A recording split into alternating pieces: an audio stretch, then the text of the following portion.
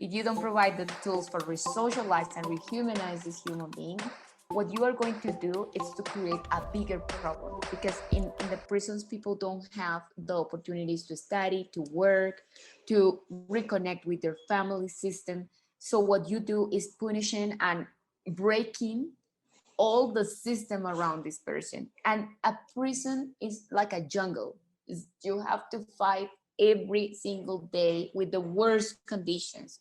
So in 4 years, someone that arrived with these little challenges, it's going to leave the prison with these big challenges, without economic resources, without the respect of their family and their social circle, and with a mark in their front of being A incarcerated. criminal.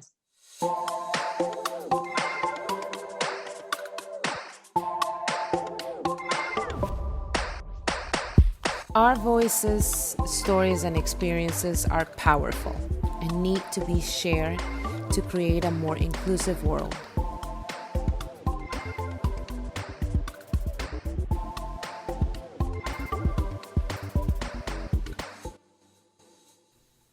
Welcome to Hablemos, conversations with talented humans about inclusion, leadership, and purpose.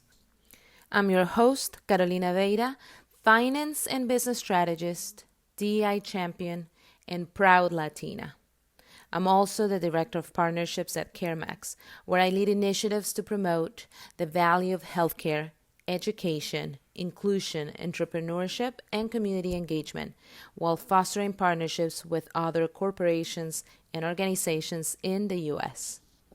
This episode features Charlie Ruth, co-founder and executive director at the Women with Rights Foundation, one of the most influential social movements in the field of gender empowerment in the Americas.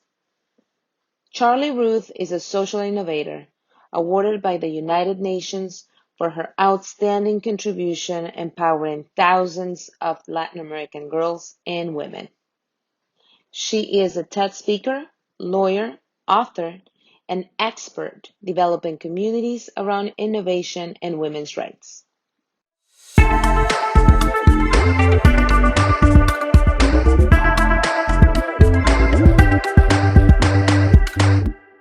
So thank you, Charlie. How are you today?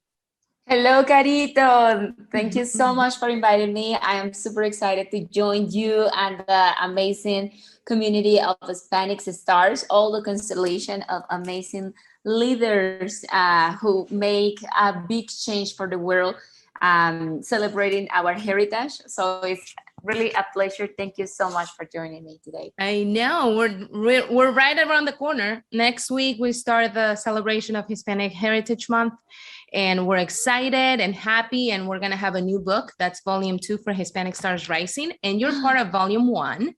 So I know that you've been doing a lot of work with Volume 1, which I applaud and I love. But before we get into that, tell us who Charlie Ruth is. Well, I define myself as a professional optimist who likes to solve problems. I am a super solucionóloga, like we say in Spanish. Solucionóloga, I love that. Ese es un nuevo término. Yes. I am about to build my new business card, so I'm going to write solucionóloga profesional. But yes, I am a professional problem solver.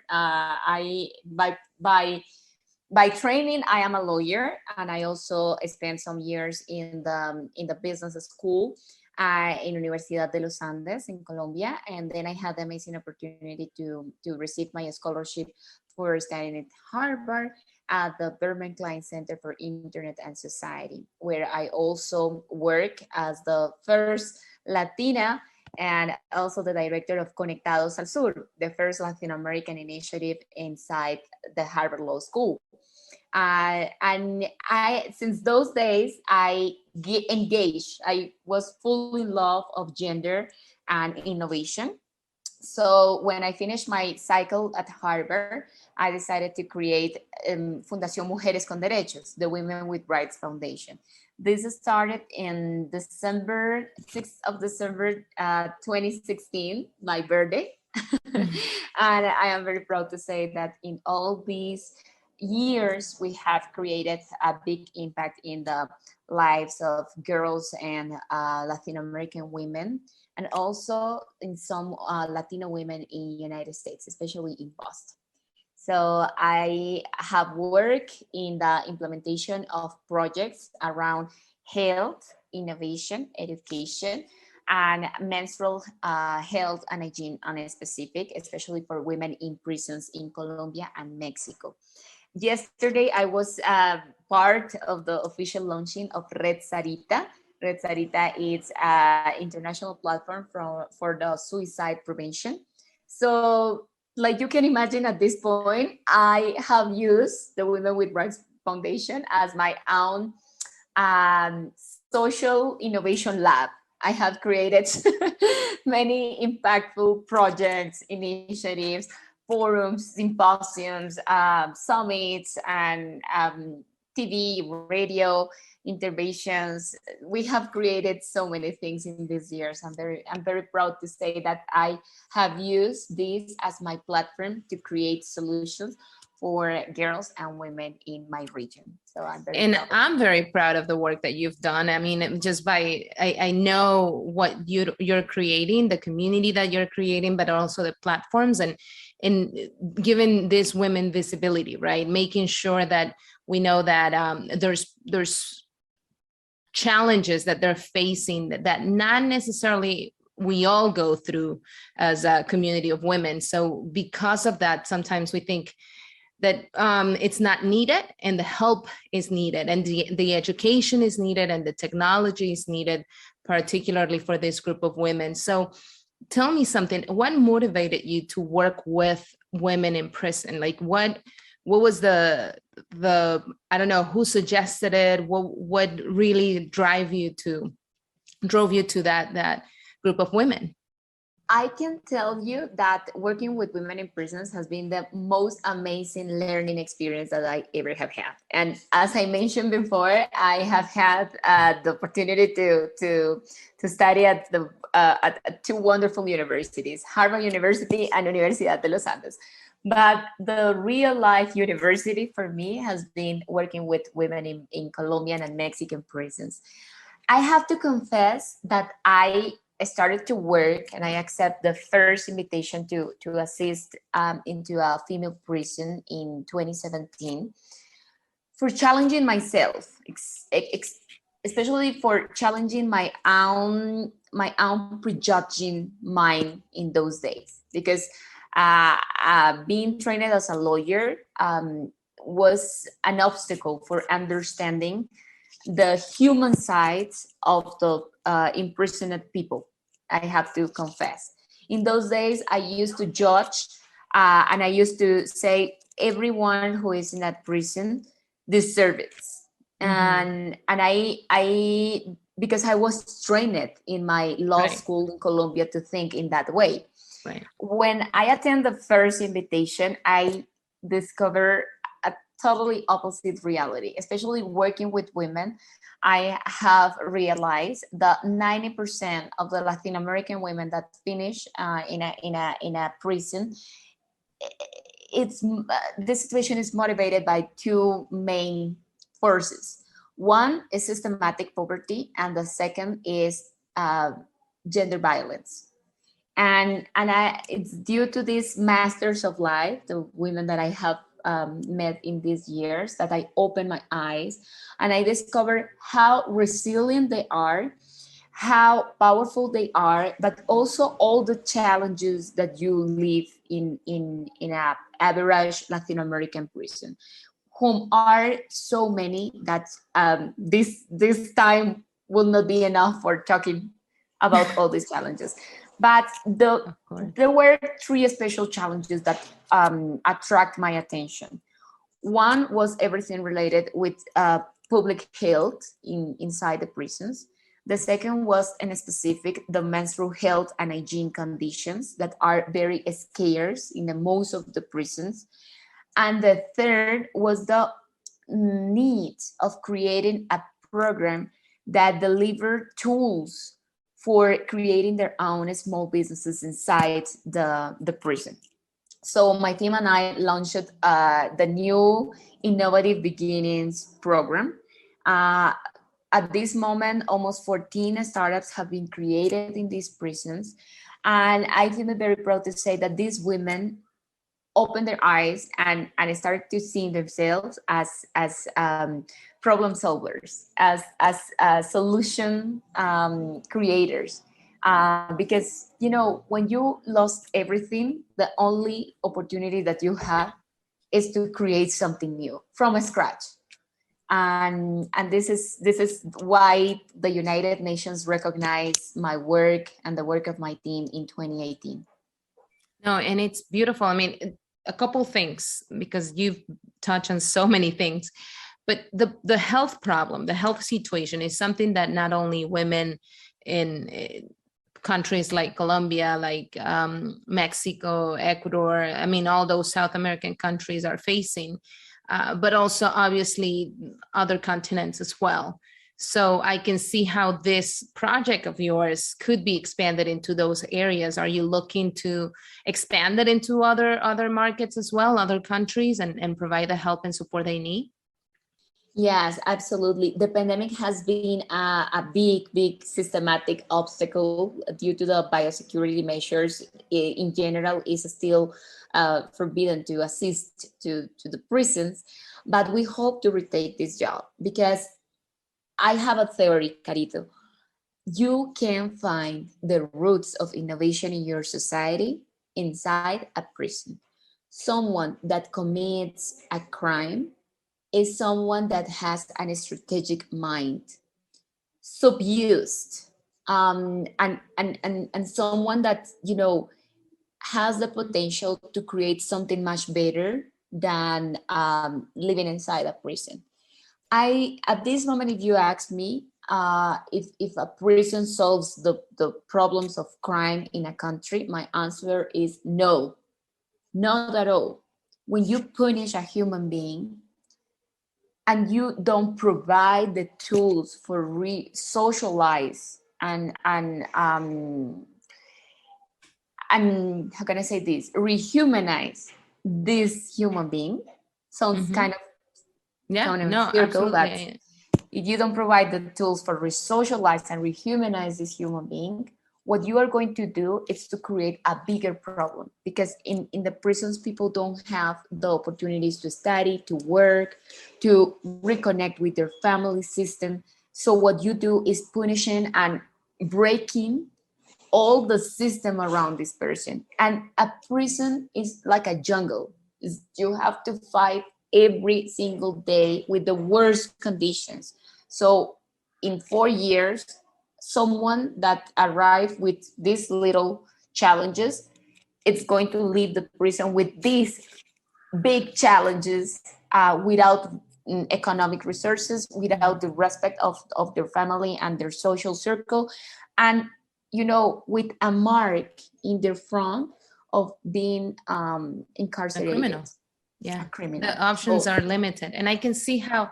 I mean, you've said it perfectly. If we put these people and we limit them, and not only that, we take away their basic rights and their basic feelings of being human and social, social beings, and we do not give them any opportunities to succeed at all, or to change their lives, then it's very hard. It's completely astonishing what they can do, right? That's, they're not going to have any possibilities, and the system should be more of a support system rather than the opposite, right? Rather than taking away stuff from them.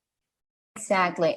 And what we have to see today in every single social space is how we empower human beings.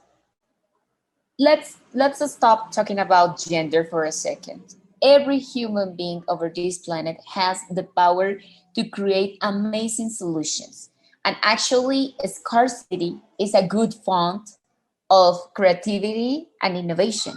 So imagine that the people in seeing and facing all these challenges could have the minimum tools for changing their perspective, for changing the way how they perceive their challenges, for seeing behind these challenges economic opportunities. Seriously, Latin America, Latino communities, and the entire world could change if we could provide this type of education to innovate. And I love how you mentioned also how all these criminals, like you said, or people who have been incarcerated, are the ones with that strategic mind. And not only that, you've proven that they can have this business acumen and business ideas and business solutions just by granting them the opportunity to think outside. I mean, I don't know if to think outside the box applies here, but just giving them an opportunity to connect and to think and to be innovative, right? Even in those conditions. Let me grab intentionally what you have said about thinking outside of the box, because literally incarcerated people live inside a very, very, very limitative box. Right. And I'm not only talking about the space, the physical space. In general, they come from very limited lives. When you grow up in a violent home, Mm-hmm. when you have not had opportunities to access to education or access to a good job, your life transforms in a very limited box. And the beautiful thing about this program and the results that we have achieved with the women that we have worked in these years is that, it's easy when you are free to challenge yourself and create a startup and use an innovative methodology to improve your business, right? Right. But it's an extra challenge when you don't have all these tools, when you don't even have a PC or a cell phone, or even, something so simple like paper. And on paper. This is so scarce in a prison that I have proof that the human brain is unlimited, Caro.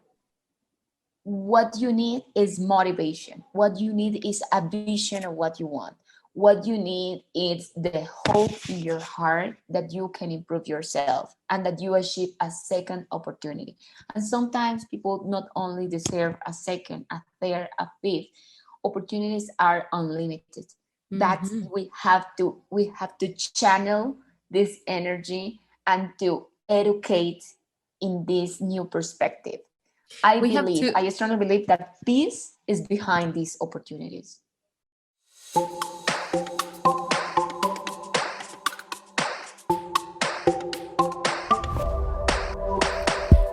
Hi, everybody. Hola a todos. This is Carolina. I personally would like to invite you to be part of Hablemos by heading over to carolinaveda.com/Hablemos to sign up today. And while you're there, take a look at my DEI initiatives and discover how we can all be agents of change by creating sustainable projects through a DEI lens, and by sharing and celebrating our authentic stories and experiences while leading with compassion and empathy.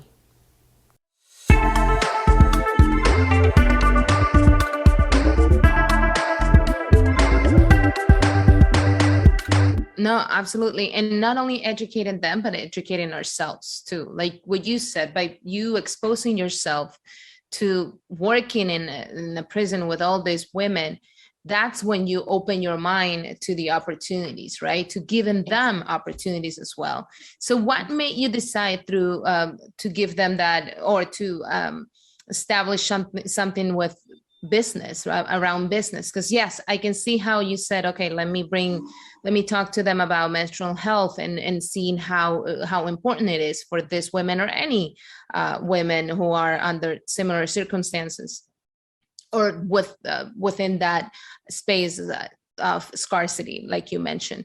But how come business? I love that idea, by the way, because it's given them an opportunity to really do something, be innovative, even with the limited resources they have. But how come business? How come establishing a startup? This idea came from a big learning piece that a good friend who is a banker, an important Colombian banker, told me. She told me in a summit, Charlie, remind that the power of a woman starts in her pockets, and it's so true. It's so true. This is so simple but so truthful. And sometimes you see cases of gender violence is strictly connected with the lack of economic independence. And I have seen this in the prisons, in the female prisons. And many women, I remember like a couple of cases. One was a girl, she was still very young, 24 years old. And she was before arriving to the prison, she was working as a prostitute. And but her money was not her money. Without your moral judgment about this labor, um, the point here is that even exercising one of the hardest jobs in the world, that is prostitution, she could not manage her own money. It was the pimp or proxeneta who was always using this money in a very coercive way, in a very violent way. And actually was her pimp who moved her to sell drugs. That was the reason, because she was in the prison. The second case that I have very, very vivid in my mind was a woman who killed the father of their children, because one day she arrived and she was seeing how the father of her child was raping this little baby. So imagine all the anger, all the frustration, all the worst human feelings in one moment condensed in this attack with a knife. And I, talking with her, I asked her, like, this was the first time? No, it was one from many. Right. And I asked, why did you stay? Why you didn't run away with your children? And her answer was like, how, if I didn't have money to sustain my children? So I'm pushing this conversation in a very extreme examples, I know. But if you analyze in less extreme examples, it's the same reason. There are literally thousands, and if not hundreds of thousands of women, Latina women in the United States that depend in an economic and emotional way with their violent partners, and they don't leave these violent homes because they are not economic independent. And we have to talk about this. We have to understand that it's not enough only having an education.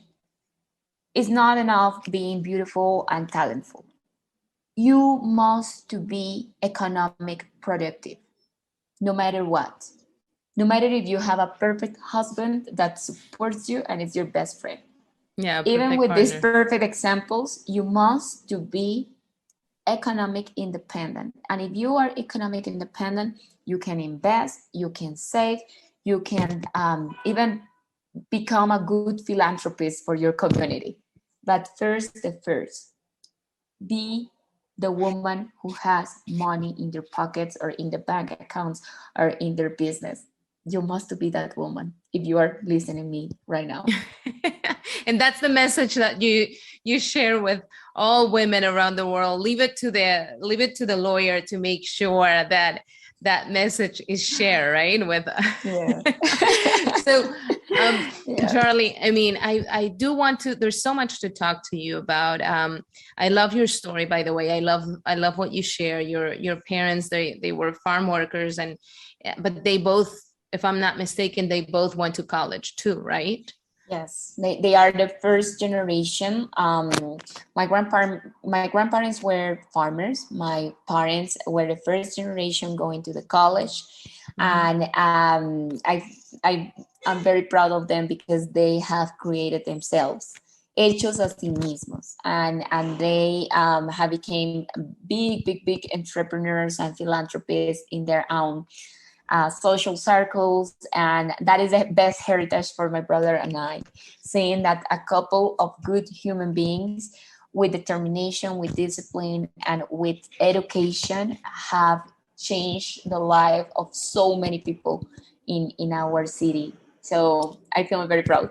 Wow. No, The proudest that's a daughter. great story. I mean, it's and that must be the side of you, the entrepreneur, must be because of them, right? Even though yes, you're a lawyer, but you're also a social entrepreneur. You're also thinking about you're a philanthropist, obviously, and you're thinking about who's not at the table and being a voice to those who are not sitting there and then whose voices are not being heard. So I applaud you for that. But do you think that that's the reason, or what's the reason for you to be that way? What's your why? My why is a spiritual growth. Obviously, spiritual growth is associated with economic growth, with familiar growth, with communitary growth. Everything is connected. But and I always have had this idea since I was a child.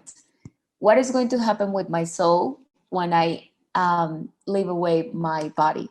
Because that is going to happen. I don't know when. Yeah. I hope in decades from now. That what is going to happen with my soul? I believe in reincarnation. And I believe that in the next life, I hope to have a beautiful life like I have had in this moment. So part of doing this, it's like, hey, I am putting my seed to create a better society. The society that I don't know if my eyes are going to see in this body, but maybe in the next body I am going to see Right. it. Maybe for some of the people sounds like a cuckoo crazy ideas, that I have a very strong faith in God, and I have a very strong faith in the miracle of life and the existence of angels, not only the heaven angels, but the earth angels that are always with you, that are building your plan with you no matter what, that are teaching you in a very different ways what you have to learn in this life. I am convinced that if I create something good today for me, even if I don't charge many of the things that we do that are create a big impact, we don't charge it because we can't, because people cannot pay. Like for example, people in the prisons, right? Mm-hmm. But if I create something good today, I am very sure that the universe, God, and our angels are going to provide more economic resources for our business and for our clients. And if our clients are good, they are coming and they are going to give more. Sounds crazy for some, sounds very, how can I say this, pink for Yeah, some very others. fresa, como dicen. Fresa, muy rosado, Muy but soñadora. muy soñadora. I am like that. I am like that. And I have seen, yesterday we created the first big concert in my city for 300 and a half people. This was It has amazing. never been In done. Oh, I don't know if we lost you, if I lost you for a second there, but hopefully this it's fine. number. There we go. Oh, hey, sorry. No worries. I I just was didn't want saying, people to miss out on the information. yeah, no, please. 350 people there. Yes, and it was amazing because it was with the fantastic symphonic orchestra of the National Police. I didn't have to pay a coin to them, but they were honored to come to my city and to play their beautiful music. And we use this for celebrating the day of my city, but also the launching of Red Sarita, which is a platform to prevent suicide, teen suicide especially. So sometimes you don't know where you are going to find the resources. don't worry. Keep in mind the good intention of creating a better world, because resources are coming, angels are coming, collaborators are coming.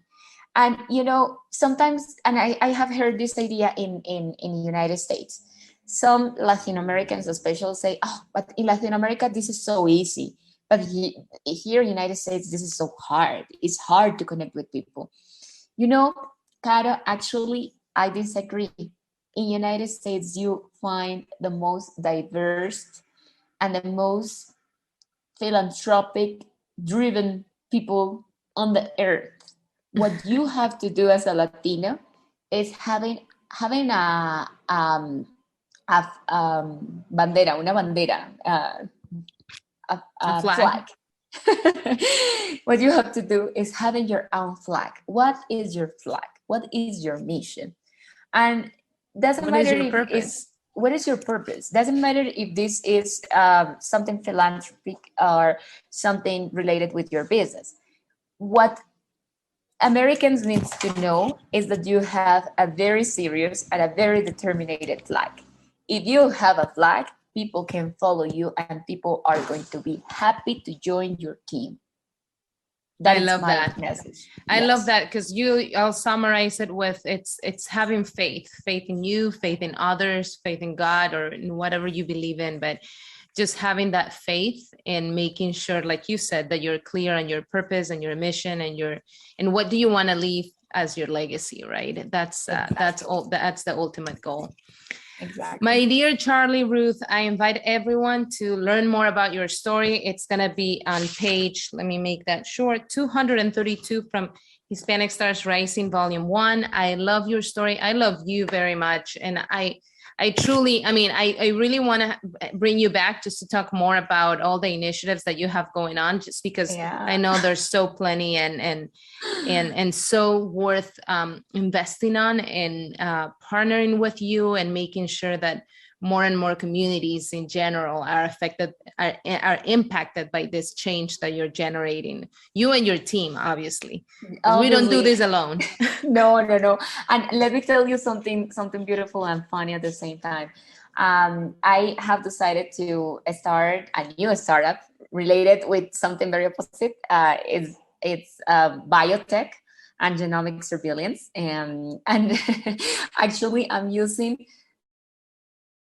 the talent and the experience of Rosario Rosario Casas, who has Rosario Casas, who has Brooklyn to Bogota platform. I am taking the process of incubation with Rosario and Felipe, and this connection arrived thanks to the book. Yeah. So thank you, Rosario. Actually, my ex-boyfriend, Luis Valdez, who was the person who invited me to join the book. He's also another great Latino leader. Thank you, Luis. and thank you, Carito, because thanks to you, I connected with Oscar. So it's beautiful what happens when we just start reaching out and making sure that we raise our voices and ask for help. So, we truly are a network of support. And I think that the more we do something for others, the more good things come to your life. So it's beautiful, just like what you said, right? It's about being resourceful. It's not worrying about how it's going to happen. It's just staying firm on your mission and your vision. So that's what we're here to do. And it's great. It's great to see all these connections happening. So yeah, so much, connect people, and life is going to connect you with whatever you want. With the opportunities and what you truly want in the bottom of your heart. So how do people connect with you? Just remind them before we leave. I love to connect with people on LinkedIn. You can find me as Charlie Ruth. I am going to be the only person with Charlie Ruth. Don't confuse with Charlie Puth. He's enough famous. I am Charlie Ruth, the original. And also you can find me on Instagram as Chacha Castro. I also love to connect with people on Instagram. And yes, if you go to mujeresconderechos.org, the Women with Rights Foundation, you are going to also find my work. I hope in a couple of months you can find Atenea Science, my next baby, my next startup. Yes, please let me know how I can be useful for you. And anything related to health, technology, law, business, business, right? I am there. I am there. In that intersection, I am there. It's a That's beautiful the beauty of sweet it. spot. The beauty of intersectionality. We have many layers. I always Yeah. say it. Humans, we have many layers, and it's beautiful to showcase them all, right? Yes, absolutely, absolutely. And I, if you're connected with Caro, you are already my friend. So There we go. Say no more. yeah, you say no more. Thank you so much, Charlie. Charlie Ruth, because I have to use both names. I'm sorry, but it's you're the one and only, like you said. So thank you so much for your time today. Thank you everybody for joining this conversation. And don't worry. I mean, if you want more information about Charlie Ruth, just follow her on Instagram or LinkedIn. But I'm sure that once you start that conversation with her, you're a beautiful soul, Charlie. So I love you so much. But people are going to fall in love with you, with your project, with your community, the community that you're building. So an invitation to everybody to join your ideas and, your projects. They're so powerful and beautiful. So thank you for everything that you do, truly. Thank you, darling. Thank you. And thanks for everyone. Keep smiling no matter the pandemic or the challenges. And also remind that, doesn't matter the storm, sun is coming. The sun is going to shine again in your life.